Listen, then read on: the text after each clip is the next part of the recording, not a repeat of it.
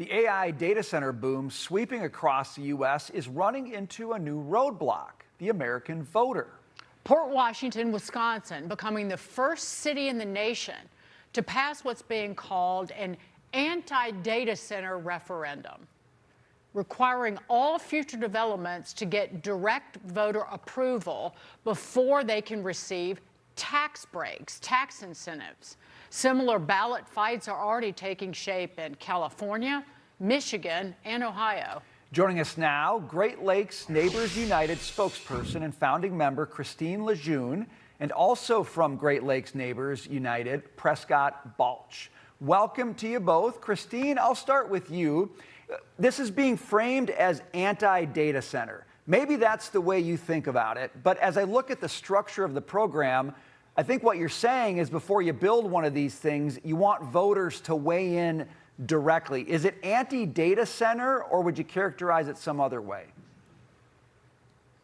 Well, that is a really good question. And in fact, actually, the impetus was, of course, the tax incremental district structure of the financing for the data center. That provided the impetus for our petition that led to the referendum. So that is just something that, yeah, exactly, was something that people wanted to see so that they would have their voices heard and would be able to weigh in.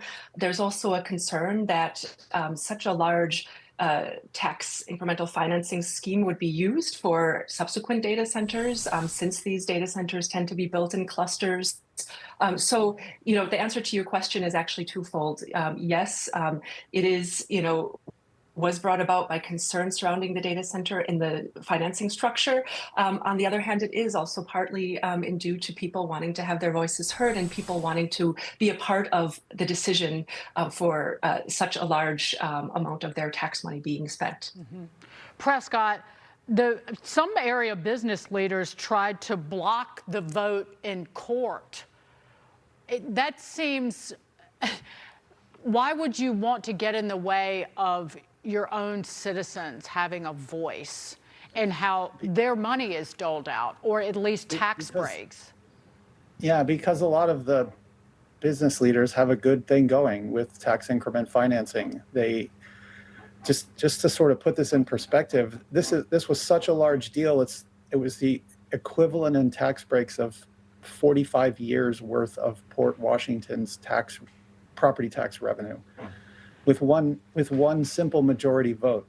The tax increment financing law in the state is like a loaded weapon against taxpayers. The local governments have a wide amount of latitude to dole out tax breaks, and this shined a light on that for the people in the area, and they pushed back and said, let's put it up for a vote, and naturally.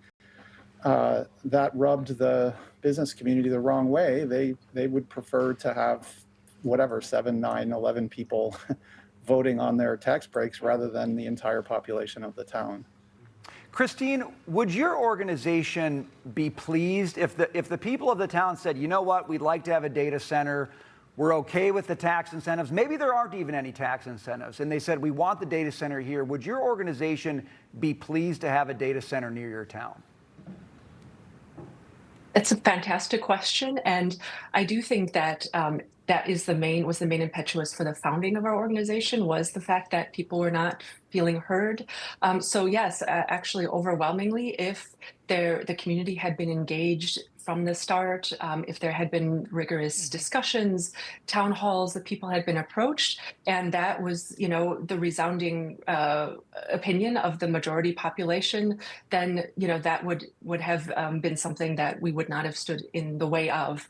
However, there are still resounding questions, not only regarding the financing of this, but also with regard to issues about public health, people with asthma, or certain congenital conditions or pre-existing conditions. There's also a question about power lines, an eminent domain being used for that is affecting people in the surrounding counties, not just our little community in Port Washington. So that is something that we, would have loved to have been involved with from the start. And instead, we're all trying to kind of work together in a piecemeal sort of way, and have found out certain aspects of this development, in certain